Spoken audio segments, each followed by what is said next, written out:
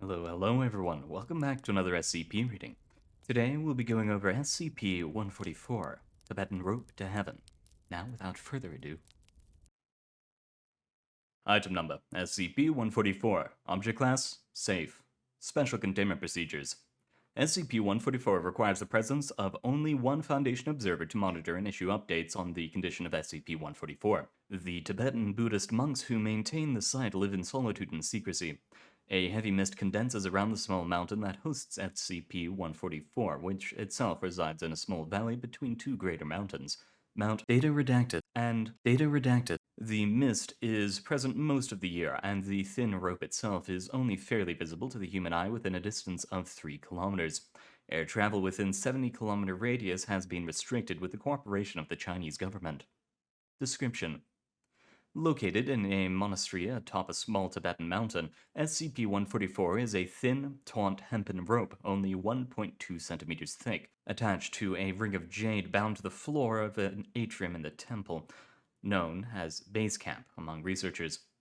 The other end of SCP-144 extends straight upwards many kilometers up into the sky to a yet-to-be-explored satellite in geostationary orbit above the Earth at an altitude of about 39 kilometers. Over 22 miles away, known as the Summit amongst researchers. Several times a year, a monk of the temple ascends up the rope several hundred meters in a ritual of spiritual enlightenment. The monk reports that to this day, only one person by the name of Data Redacted has ever been killed during the ascension. Throughout the centuries, several climbers have disappeared, yet the monks believe that one day they will return, bringing greater understanding and enlightenment with them. Carbon dating of rope fibers puts SCP-144 at just over 1,400 years old. Foundation anthropologists believe that the rope and the tradition of climbing it began with the rituals of an ancient, dead religion before Emperor Songstan Gampo brought Buddhism to Tibet. At that time, it is believed that the rope was several kilometers longer.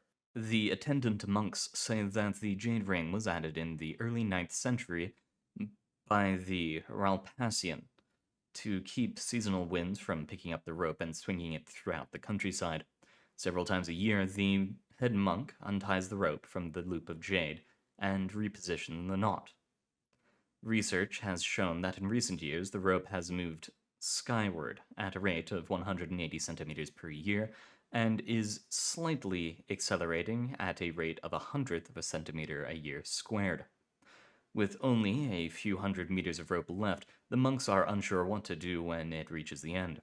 Some hope to add length by attaching separate sections of rope to the original, while others believe that new rope won't have the strength of the old. Research has been unable to explain how plant fiber rope has been able to survive 1,400 years and maintain such tensile strength at such extreme temperatures and conditions of the upper atmosphere and space that people are able to climb it, let alone support its own enormous weight against itself. All 39 kilometers of rope. If the summit is accelerating away from Earth, its pull on SCP-144 is also unexplained. The summit has only been properly imaged by ground-based telescopes, which show the rope of SCP-144 going up and over the edge of a large asteroid-like rock, several hundred meters in width. Satellites have been unable to picture the opposite, or dark, side of the summit. It has been reasoned that orbiting satellites are designed to image ground-based locations or distant space objects at much greater distances than other neighboring orbital satellites. Researchers disagree about why images of the dark side of the summit return blurry and unfocused, rendering the dark side unknown. Addendum 144-4. Several Class D personnel were offered immediate release if they were to climb to the summit, if possible, and return. While multiple warnings were issued by the monks attending the rope, no resistance was offered. Of the 6 personnel who accepted, 4 returned to base camp complaining of difficulty breathing and lack of air. One slammed into base camp at terminal velocity, presumably after losing his grip from fatigue, and the last has not yet returned. Well, that island is only full of mystery and intrigue. I wish I could go up there myself, but cat paws were never well designed for climbing up that much rope. Oh well. Thank you very much for coming, everyone. It's been an honor reading for you. See you next time, researchers.